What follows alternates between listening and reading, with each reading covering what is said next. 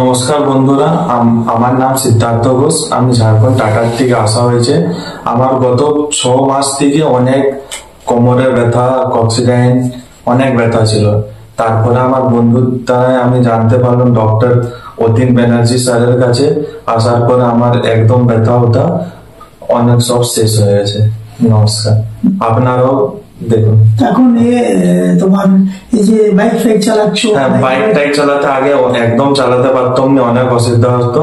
তারপর স্যারের কাছে আসার পর থেকে আমি বাইক টাইক সব চালাতে পারি।